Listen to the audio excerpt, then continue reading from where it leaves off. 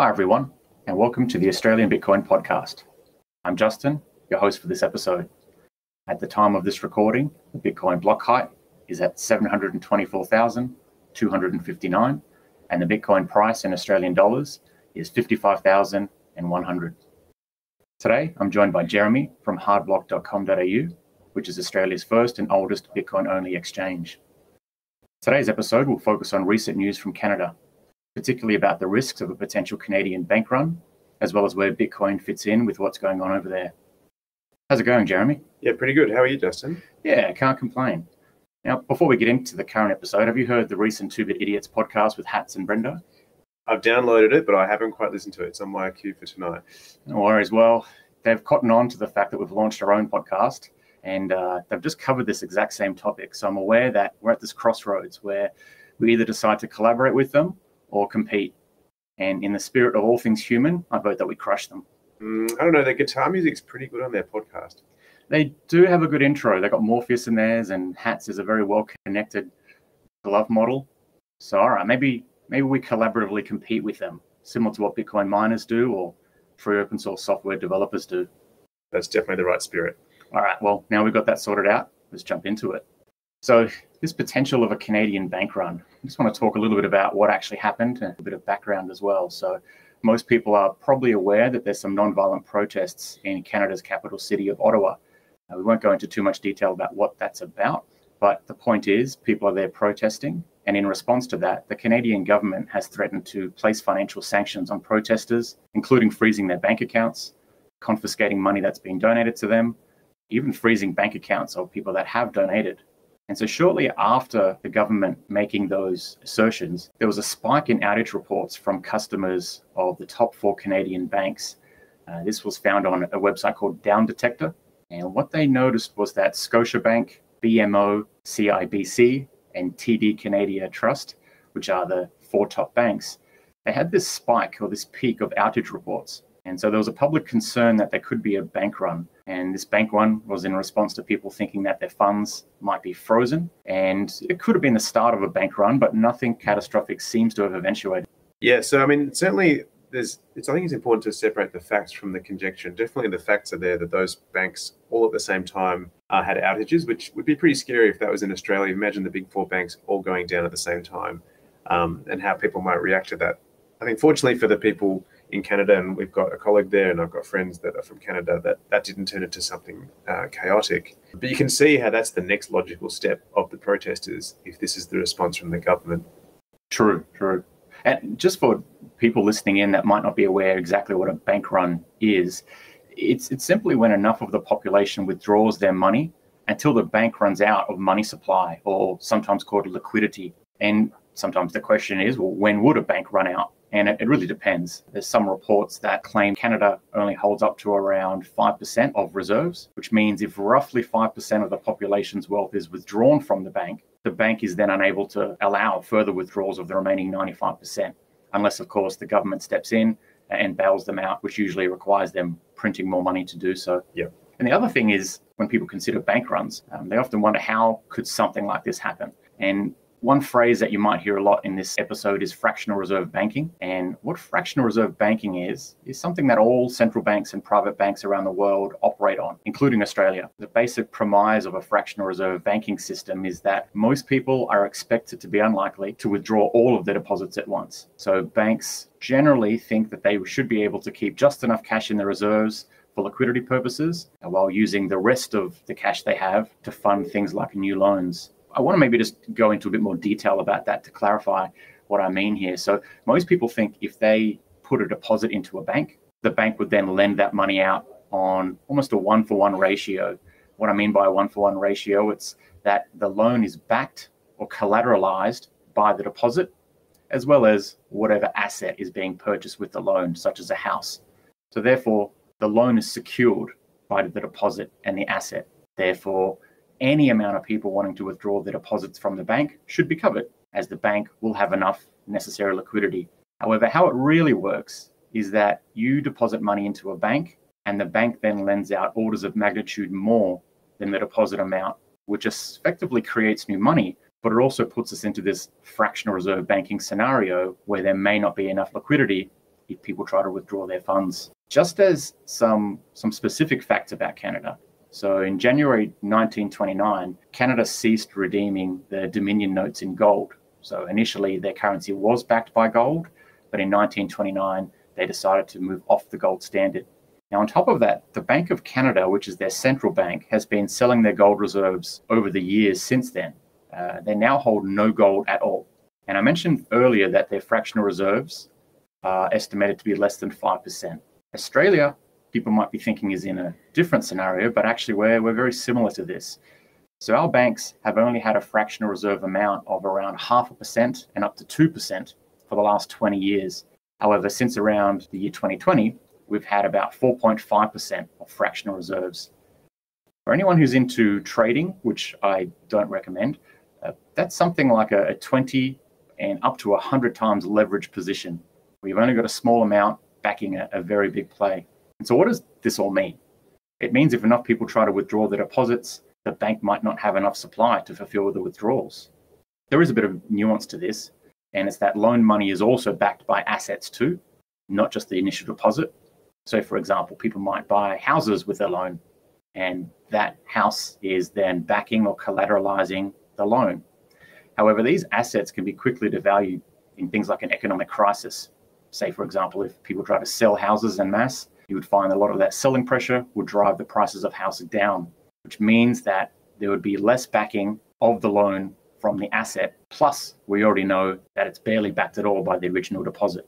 Yeah, so it's interesting when you look at a couple of things. Firstly, I looked at APRA, I'm not sure how you say it, which is the regulator of banks in Australia. And when you look at it from the bank's perspective, they actually talk about the fact that banks borrow their money from depositors. Whereas as customers, we don't see it that way. We just think we have a bank account and they help me do my transactions. But they are borrowing it, and they understand that money has to be available instantly. And yet they loan it out on 30-year home loans. So they can't just instantly sell the house to fund your deposit because you've asked for it today. When you look through history of bank runs, what that actually meant was people queued up at the bank before it opened and got their cash out. What's going to happen today is what I think possibly happened in Canada, which is people went onto their bank account online and tried to take it out, maybe to a Bitcoin exchange, maybe to buy something else. And so the bank run is actually potentially a bandwidth issue at the bank initially, which possibly caused this outage. What that really means is that things can happen really fast. So like if there's a bank run where people are queuing up, they can only serve one person at a time. But in an internet banking world, the bank run could happen much, much faster than we've seen in previous times. That's true. And it's one of those situations where sometimes just the concept or the idea that a bank run might occur creates this psychological situation where people might try to front run that and might try to withdraw their funds to remain safe.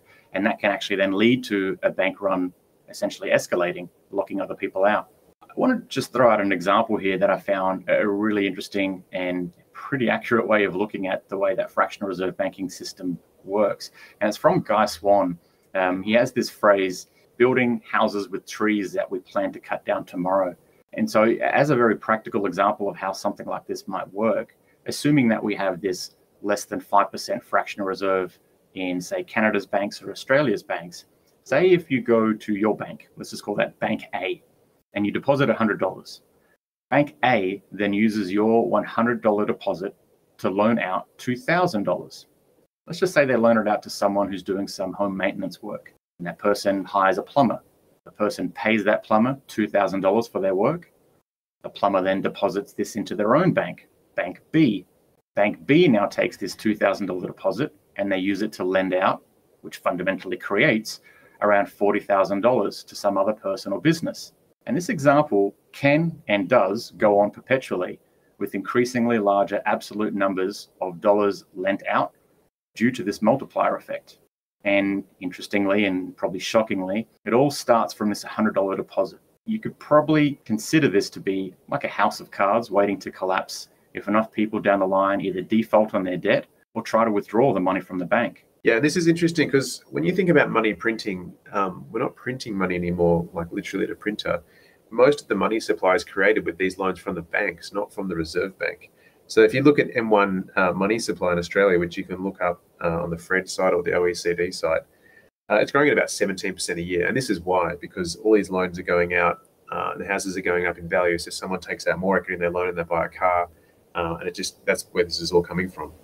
There's a really interesting point in Saifedean's The Fiat Standard, and he talks about how to mine Bitcoin or to create Bitcoin, you need to consume a lot of energy, and you need to put that energy through very specialized hardware that's trying to secure the network. However, he then states that fiat currency is mined, in quotations, through lending. So it's private banks and central banks lending either to the population or to government that essentially mines or creates new currency. I just thought that was an interesting way to look at it, and it shows that we're not really using that proof of work protocol. We're not really trying to sacrifice something to create something of value. We're simply willing it into existence through loans. Yeah, absolutely. And in fact, the current system incentivizes you to use loans because you can't save. They don't give you interest. Exactly. So why would you save and wait to buy something when you can just get a loan now at 2 or 3% interest? Very true. And it's probably a good segue because a lot of people might be thinking, well, there must be some risk reward here. It's probably not as simple as just not having anything into the bank.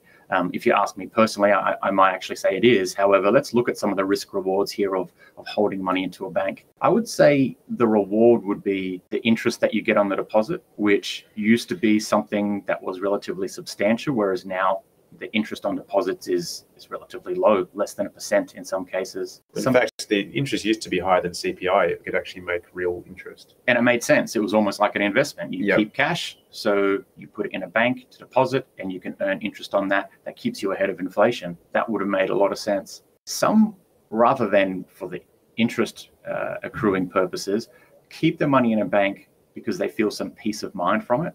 I would argue that's probably more of a perspective than a reality, though, given that from what's happening in Canada, we can see that, as someone put it really well on Twitter, your money in the bank is not your money. It's not in the bank, and it's also not money.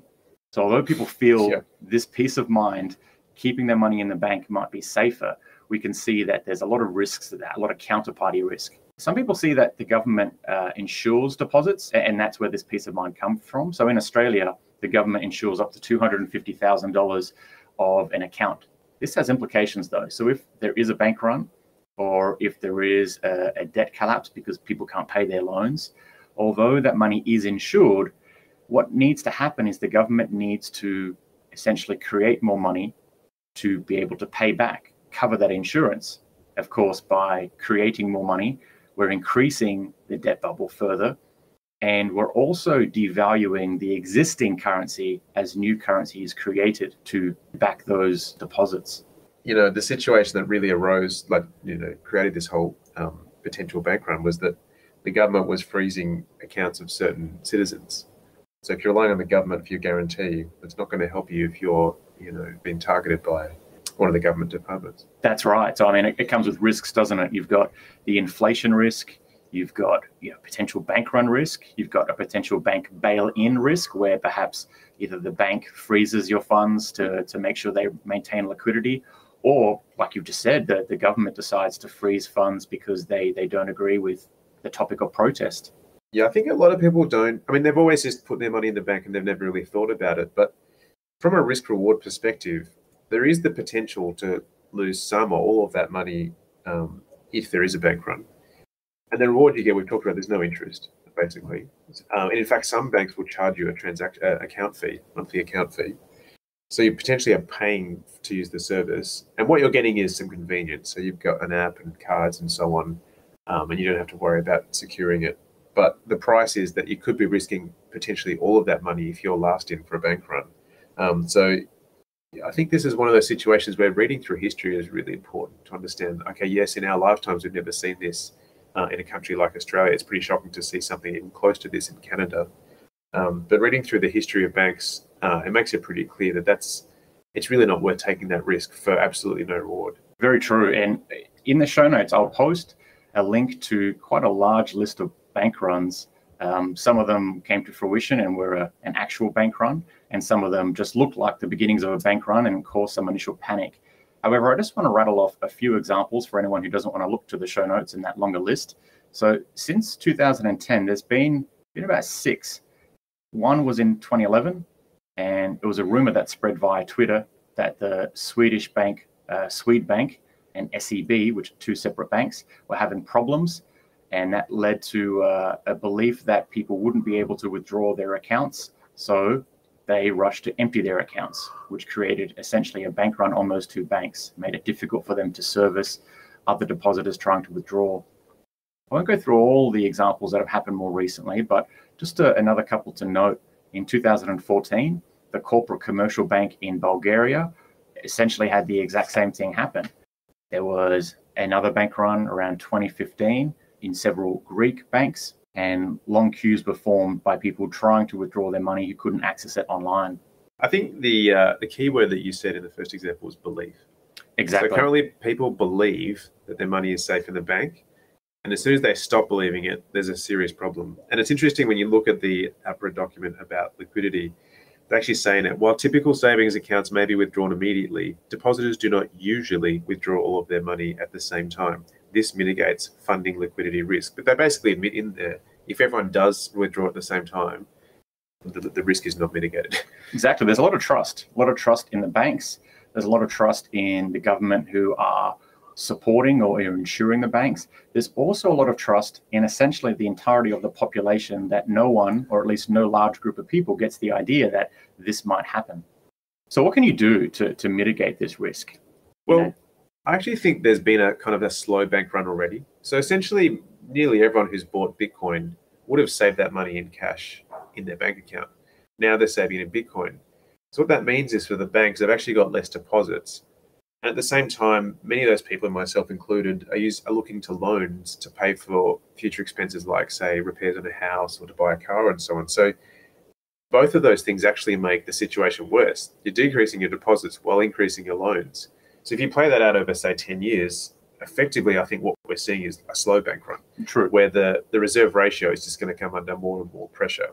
But in terms of, I think, like day-to-day, like what can the average person do? Should you run to the bank and get everything out of the ATM? I don't think so. But starting to think about, for example, what people do in Argentina. So they're used to a dual currency system where they have their own local currency, which gets devalued, and they use US dollars to kind of save for longer term. And they're able to kind of think in both currencies and convert in their head.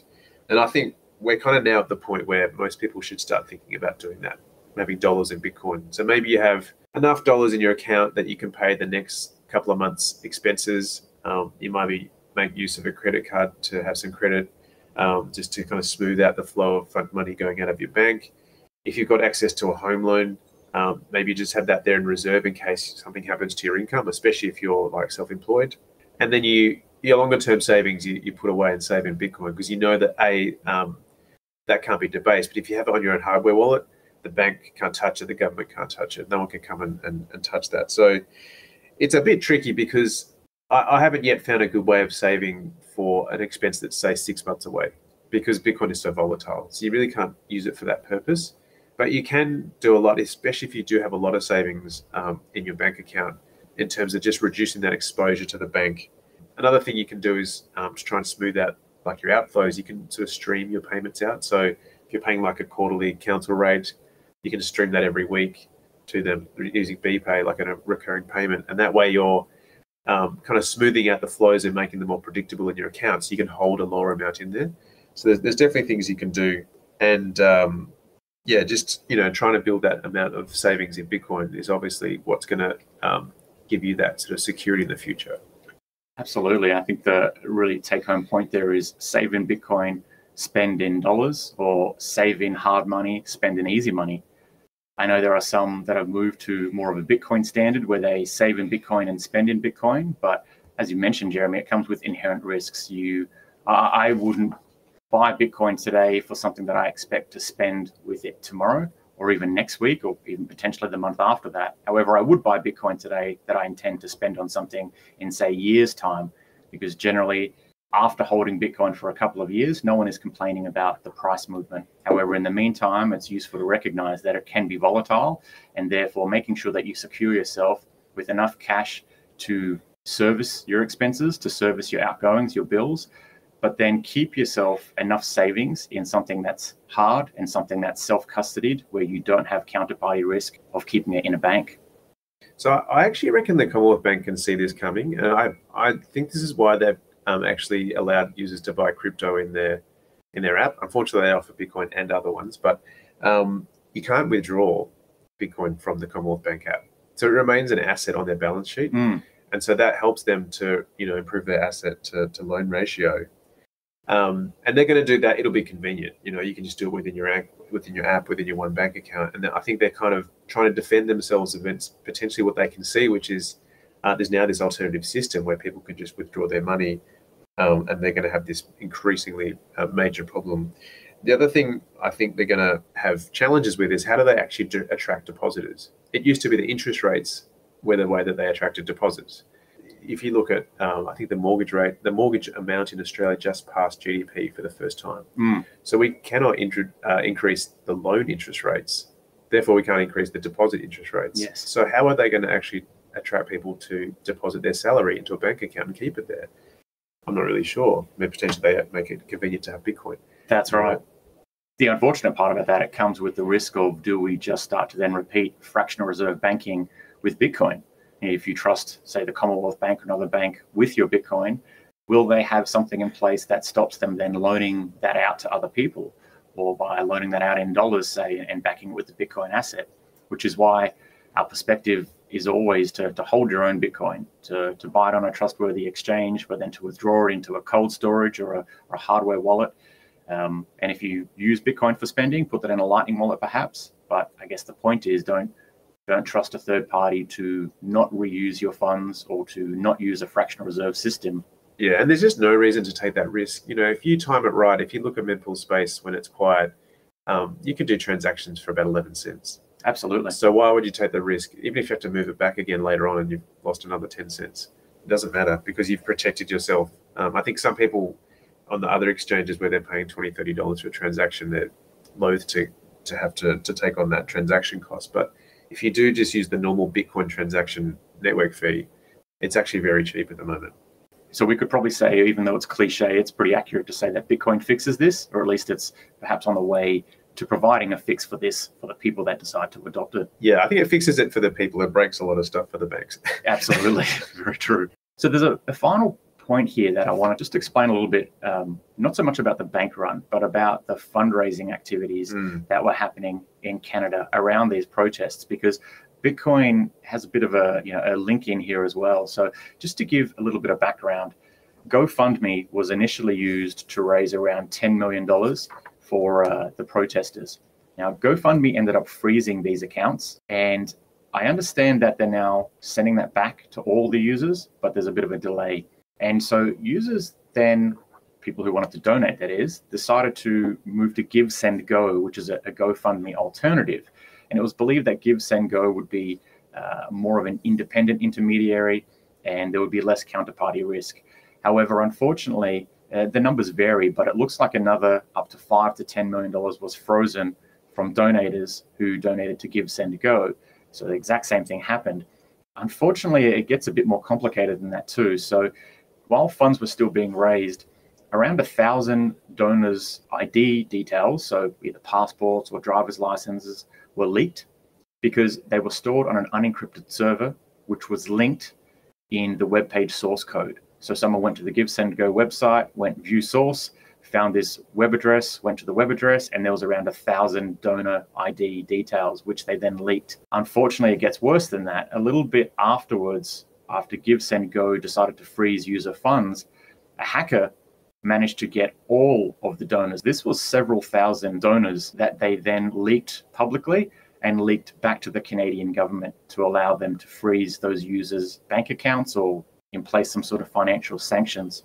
So while this was all happening, a few prominent Bitcoiners, BTC Sessions, Greg Foss, and Jeff Booth, set up a donation crowdfunding related specifically to Bitcoin through a platform called Tallycoin, which is actually developed by an Australian developer named DJ Booth. And so the idea here is that it was a multi-sig contract, which let Jeff Booth, Greg Foss, and BTC Sessions have a joint responsibility for these funds. They raised over 21 Bitcoin. They then distributed those funds to the protest liaison, whose Twitter name is Nobody Caribou, who then distributed those funds to protesters. And now there has been some reports that the Canadian government is going to try to freeze those funds. As we know, you can't freeze a Bitcoin address or a Bitcoin UTXO.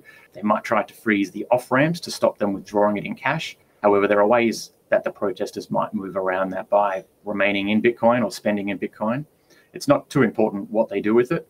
I guess the point here is that Bitcoin provided an option for donators to raise and crowdfund donations to protesters and remove either expensive or potentially compromisable intermediaries like GiveSendGo and GoFundMe. And they did it in a way that protected users' identity information as well. So nothing was able to be leaked like it was with the GiveSendGo website. Another point where Bitcoin might fix this, or at least it's on the way to fixing it.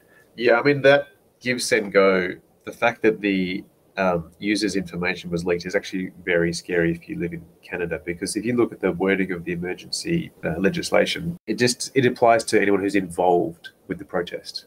So you could make an argument that these people who donated were involved, and therefore if they're Canadian residents, potentially they could be subject to the emergency legislation and have their bank accounts frozen just for making a donation. But I've got a question for you. Do you think if you make a Lightning payment to the donation, do you feel that that's private enough?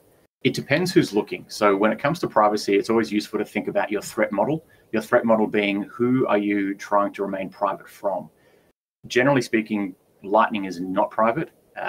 There is a really good article that explains this in some highly technical detail, but also with some summary take-home points, which I'll link in the show notes. But essentially, Lightning is still able to be traced, especially if there is an entity with enough rigor or scrutiny. And I would say that a government, a state body, an intelligence agency would definitely have that kind of rigor or scrutiny to be able to undo the privacy that people think they gain through Lightning transactions. The other point here is that most people, when using Lightning, are using a custodial service, which means essentially they're trusting an intermediary with their data, with the details of that transaction. The alternative would be to run your own Lightning node, which would give you some level of additional privacy. However, that can still be scrutinized, unfortunately, at this point at least, to then undo some of the privacy that's believed to be gained by using Lightning.